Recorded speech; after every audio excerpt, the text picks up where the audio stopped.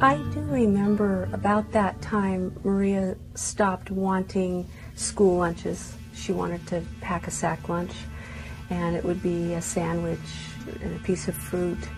And I kind of asked her, you know, are you eating what we send you in your lunch? Yeah, pretty much, you know, but it was a abrupt end to the school lunches and the variety that provides.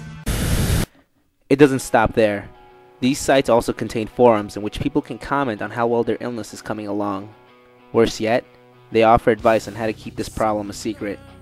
One user named Anastasia 007 posted, "My parents found out I'm looking at pro-ana websites. They haven't found out about what I'm doing, but I need a better way to hide it." Another user named Food is Dirty replied, "Maybe you shouldn't keep any log. Get rid of any evidence." This is the kind of lying, secrecy, and negative support that makes anorexia a hard topic to tackle. Worse yet, it makes it difficult to seek medical attention.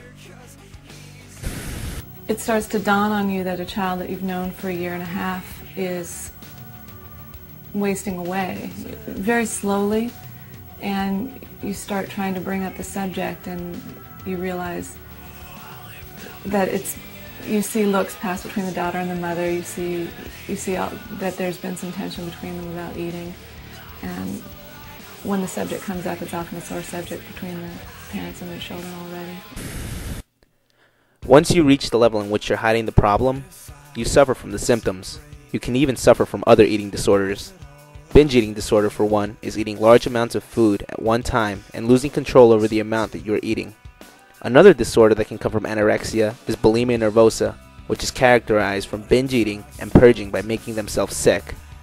In the United States, conservative estimates indicate that after puberty, 5 to 10 million girls and women, and 1 million boys and men are struggling with eating disorders, including anorexia, bulimia, binge eating disorder, or borderline conditions. That's an estimated 9.5 million Americans suffering from some kind of eating disorder.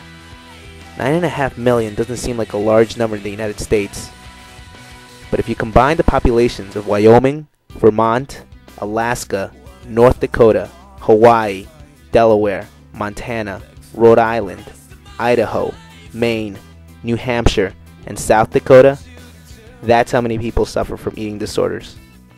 9.5 million doesn't seem like a small number anymore, does it? Anorexia nervosa is the only one that can be characterized by the other two. But anorexia doesn't stop there.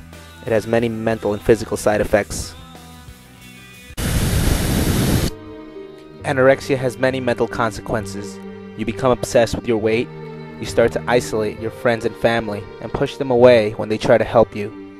You regress to a childlike state. Being immature, unreasonable, and naive becomes second nature. You develop feelings of guilt for the pain you cause yourself and others around you, the guilt for hurting your loved ones. Then the only way you can mentally handle your downfall is by going to drugs and alcohol.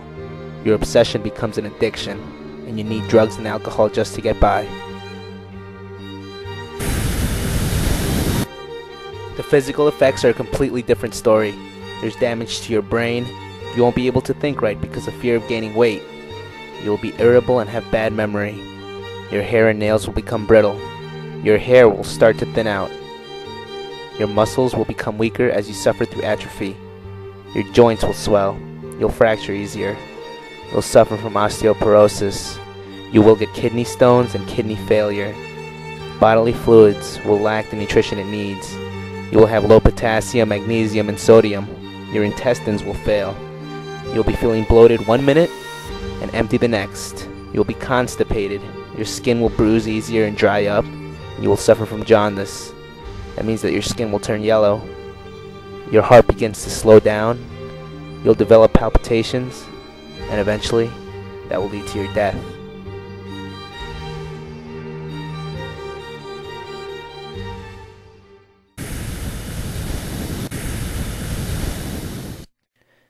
Three out of every 20 people who suffer from anorexia will die from it. Is it worth it? Is looking like this so desirable? Is it such an attractive feature that you're willing to die for it? It may be someone's right to do whatever they want to their own body. That's fair. But no one has the right to hurt, to torment their family, their friends, and their loved ones in such a way.